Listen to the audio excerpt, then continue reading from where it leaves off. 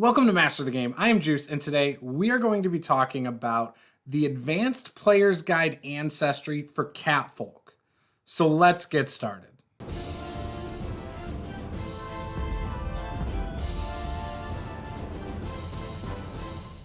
So before I get into it, I just want to quickly say that if this is your first time here, be sure to smash that subscribe button. And if you find any of this information useful, then give us a like. And if you don't find it useful, give us a dislike as well. I would greatly appreciate it because, heck, interactions are what help make this channel thrive. I also want to quickly say thank you to all of our patrons. Without your guys' continued support, we wouldn't be able to continue to upgrade some of our production value and things like that. So thank you for everything you guys do for us. So the Catfolk are from the Pathfinder 2nd Edition Advanced Player's Guide, which you can find a link to that in the pinned comment below as well as in the description if you're interested in buying this book. Any purchase made from this link will support the channel. It gives me a small commission that doesn't cost you anything extra. So again, if you can go buy from this link, I would greatly appreciate it. So the Catfolk are highly curious and naturally social creatures, which makes them great adventurers. When you choose the Catfolk, you're going to get a bump to your dexterity, charisma, and you're going to get one free choice as well. You're also going to get an attribute flaw in wisdom. They move 25 feet, they get low light vision, and you always land on your feet, which means you basically have resistance to falling damage and you never fall prone. Now, the 5 heritages that the Catfolk get are the Clawed, Hunting, Jungle, 9 Lives, and Winter Catfolk. Personally, my favorite is the Clawed because I could see using that in a lot of different builds. The Hunting Catfolk also get a really cool feature. Basically, it's imprecise sense of smell of 30 feet, which allows them to use their sense of smell to, discern if someone's been here. If it's someone they've smelled before, then they're going to be able to identify who it was as well. So that's kind of a cool feature that I can see a lot of builds using. The Jungle Catfolk are going to ignore difficult terrain, but under greater difficult terrain, it's going to be treated like difficult terrain. So again, this is a really cool feature that you're going to be able to use for a variety of builds, especially if you're like one of those characters who likes to run up into things. This might be something you want to look into. The 9 Lives Catfolk, while it's thematic in the sense that when you get hit with a crit and you're dropped to 0 hit points, rather than counting as 2 levels of dying, it's only 1. This, in my opinion, is not as good as some of the other abilities that the other heritages give you. But if you think this is something that's going to come up in your game, maybe you have a DM who's highly lethal, maybe this is something you want to go with. The Winter Catfolk are going to get cold resistance to half their level, which is, again, it's very cool. It's thematic with the whole winter aspect. The thing is, if you're not playing in a cold campaign, I don't know how much you're going to use this. This is one of those things that, again, I don't think is going to get a lot of use, but who knows? At first level, there's a few different ancestry feats that the Catfolk can get. The first one is Cat's Luck. Now, Cat's Luck, I think, is a really good one. It's very thematic to being a Catfolk. It kind of goes with that whole, like, if you're falling thing, or, if you're making a reflex saving throw, then you can instinctively twist away from danger. Basically, you get to re-roll the saving throw and use the better result. So that's always really cool, in my opinion. Catfolk Weapon Familiarity is probably the one that I would take in most situations. You're going to be able to use more weapons. You're also going to be one step closer to unlocking that critical specialization later on, which I think everybody should be going for as early as possible in Pathfinder 2nd Edition. The Wilmette Traveler feat is going to play into role-playing a lot more. You're going to get trained in diplomacy. You're also going to get the Hobnobber skill feat. I think if you're going to play a lot of RP, a lot of, traveling different cities and negotiating with people and trying to, ease tensions rather than fighting, then you're going to find that the Wilmette Traveler Ancestry feat is going to probably be a really good choice. At 5th level, you can take the Catfolk Weapon Rake, which that's where you're going to get that weapon crit specialization effect that I think is very important.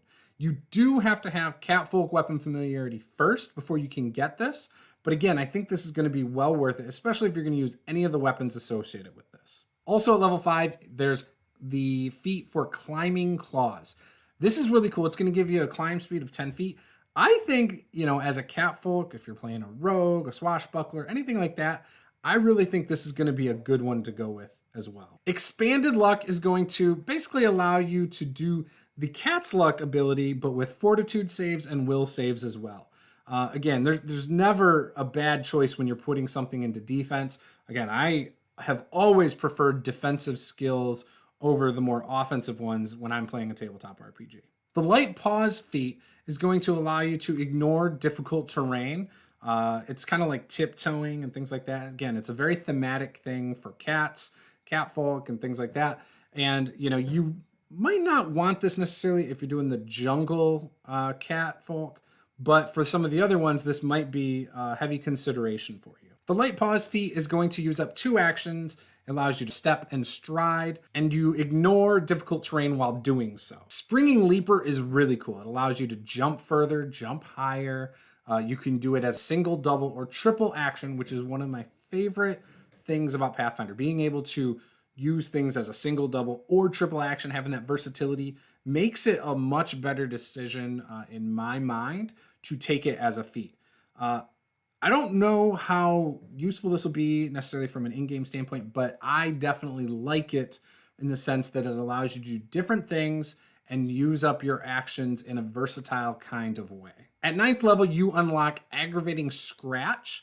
Now, this goes with the claws from before. It's going to be when you crit, you can do 1d4 poison damage that's ongoing, which is really cool, especially in Pathfinder, considering there's higher chances to crit.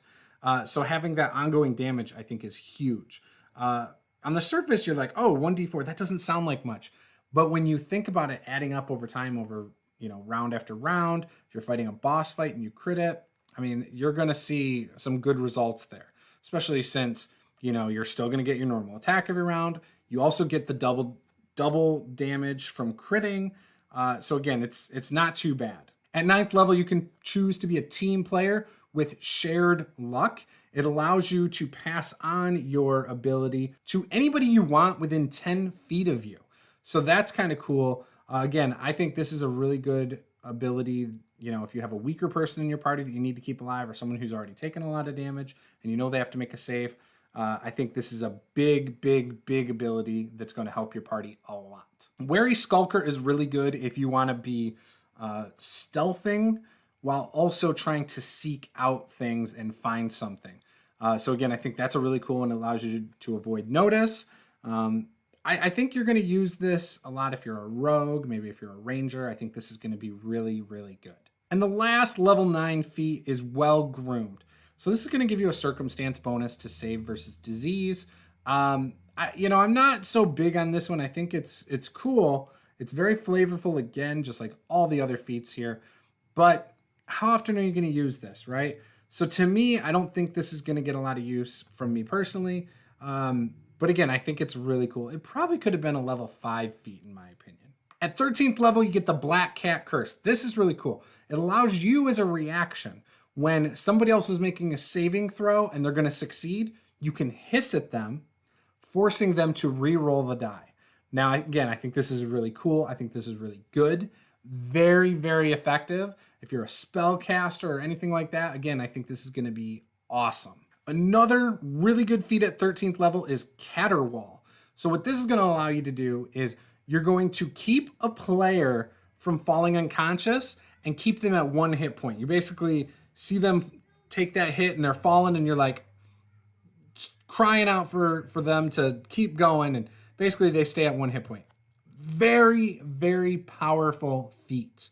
Again, so I really like this one as well. I think a lot of people, especially when they get into higher levels, as a catfolk, I feel like this is probably one of those can't miss feats. There's also a new tier to Catfolk Weapon Familiarity called Catfolk Weapon Expertise. It's pretty good. Again, I think anytime you make your attacks better, easier to hit, more powerful, all that stuff, you can't go wrong there. The last Catfolk feat in the Advanced Player's Guide is a level 17 feat. It's called Reliable Luck. This is a really good ability. It's going to allow you once per hour to use your cat's luck ability where you can re-roll saving throws rather than once per day. So you're going to use this multiple times per day in a lot of situations. And again, I think this is a really good one. It's a great way to end the Catfolk Feats. Now, what are my thoughts on the Catfolk? So the Catfolk don't really appeal to me from the standpoint that I really want to play it. A lot of the classes I think they synergize well with aren't my favorites. Now, I am planning on making a Catfolk Swashbuckler, as well as maybe a Catfolk Sorcerer, because I think both of those might be kind of cool to make. I feel like there's a lot of thematic things I can do. There's a lot of things that they can cross over into that I can use. I also thought a Catfolk Witch with some sort of cat type familiar might be really cool. So again, I think there's some fun ways you can play the Catfolk. Obviously, the Swashbuckler is very reminiscent of an iconic character from Shrek. You have some other type of iconic characters you can kind of create with the Catfolk. And, that's all really cool.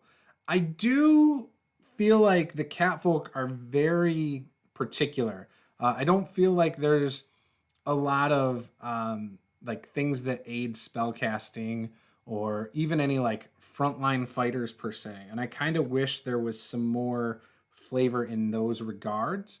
The claws obviously can work well at, up close, especially if you want to forego using weapons. So again, you can get a lot of effect out of that. But for me, I just don't think I'm going to be playing Catfolk a lot. Would love to hear about some of your ideas for what you would do with Catfolk below. Maybe you feel like they synergize well with something that I don't necessarily agree with. I think, again, they could be really good barbarians, especially if you go with the animal path. And I think, again, maybe they make some good druids. But yeah, again, I would love to hear what you guys think in the comments below. This is Master of the Game. I am Juice. Game on.